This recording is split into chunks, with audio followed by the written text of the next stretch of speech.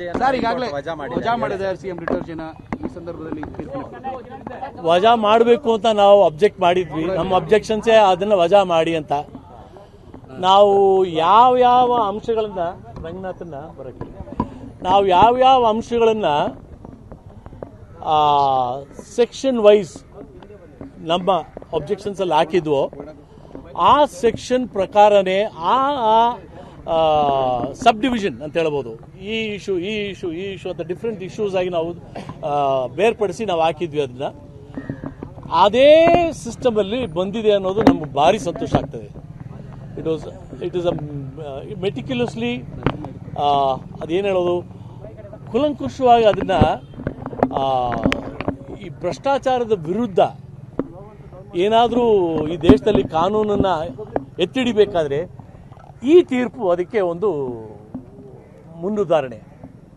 It's an excellent order. Sir, ರಾಜ್ಯಪಾಲರ ವಿವೇಚನಾಧಿಕಾರವನ್ನು ಕೂಡ ಪ್ರಶ್ನೆ ಮಾಡಿದ್ರು. ಅವ್ರು ಮಾಡೋದು ಅವರ ಅಧಿಕಾರ, ಅವ್ರು ಮಾಡಿದ್ದಾರೆ ರಾಜ್ಯಪಾಲರ ಬಗ್ಗೆ. ನಾನು ಆವತ್ತೂ ಹೇಳ್ತಾ ಇದ್ದೀನಿ, ಇವತ್ತು ಹೇಳ್ತಾ ಇದ್ದೀನಿ. ಈಗ ನೀವು ಇಷ್ಟು ಜನ ಮಾಧ್ಯಮದವ್ರು ಇದ್ದೀರಲ್ಲ, ಈಗ ಕ್ಯಾಮ್ರಾ ಇಲ್ದಿರ ನೀವು ಒಳಕ್ಕೆ ಹೋಗಿ ಎಷ್ಟು ಕೋರ್ಟಲ್ಲಿ ನಿಮಗೆ ಒಂದು ಮಿನಿಮಮ್ ಒಂದು 20-30 ನೋಟಿಸ್ಗಳು ಒಂದಿನ ಆಗ್ತದೆ.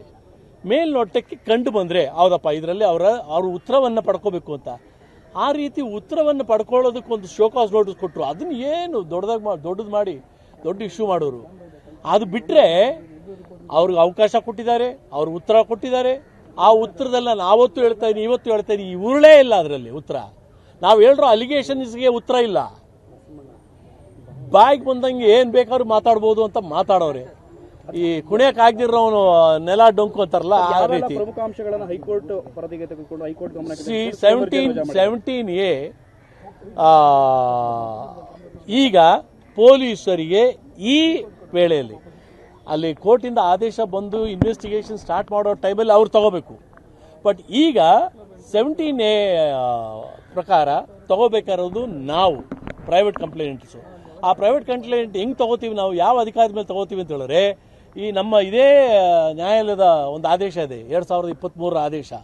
ಆ ಆದೇಶದ ಪ್ರಕಾರ ನಾವು 17A ತಗೋಬೇಕು. ಅದಕ್ಕೆ ನಾವು ಅಪ್ಲಿಕೇಶನ್ ಹಾಕಿದ್ದೀವಿ. ಇದೇ ಪ್ರಶ್ನೆಯನ್ನು ಗೌರವರು ಕೇಳಿದ್ರು, ನಾವು ಹೆಂಗೆ ನಿಮ್ಮ ಕೋರಿಕೆಯನ್ನು ಹೆಂಗೆ ನಾವು ಪರಿಗಣಿಸೋದು ಅಂತ. ಯಾಕಂದ್ರೆ ಈ ಸ್ಟೇಜಲ್ಲಿ ಹೆಂಗೆ ಮಾಡ್ಬೋದು ಅಂತ ಹೈಕೋರ್ಟ್ ಆದೇಶ ಇದೆ, ಅದರಿಂದ ನೀವು ಮಾಡಲೇಬೇಕು.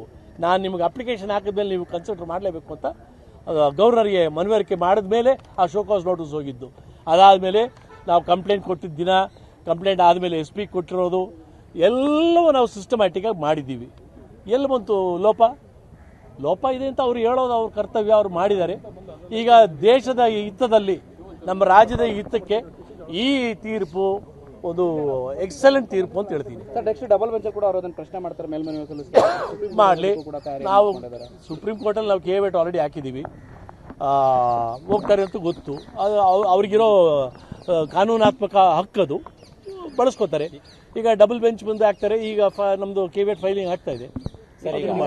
ಕೋರ್ಟ್ ಅಲ್ಲಿ ಇದ್ದಂತ ಎಲ್ಲ ಅಡೆತಡೆಗಳು ನಿವಾರಣೆ ಆದ್ವಾ? ಈಗ ತಮ್ಮದು ಯಾವುದು ಅಡೆತಡೆ ಇರಲಿಲ್ಲ ನಮಗೆ.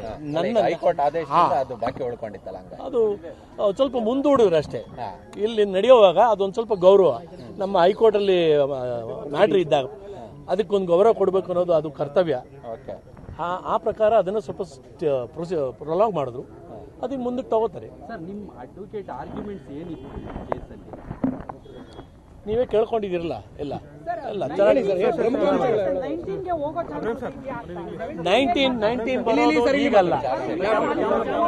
19 ಬರೋದು ಈಗ ಸ್ಪೆಷಲ್ ಕೋರ್ಟಲ್ಲಿ ಮುಂದುವರೆದು ನನ್ನ ಸ್ವೋನ್ ಸ್ಟೇಟ್ಮೆಂಟ್ ಆಗಬೇಕು. ನನ್ನ ಸ್ವೋನ್ ಸ್ಟೇಟ್ಮೆಂಟ್ ಆದಮೇಲೆ ಕೋರ್ಟ್ ಆದೇಶ ಕೊಡ್ತದೆ ಸೆಕ್ಷನ್ 19 ಅಪ್ರೂವಲ್ ತಗೊಂಬನ್ನಿ ಅಂತ. ಆಗ 19 ಬರೋದು, ಈಗ 19 ಬರಲ್ಲ.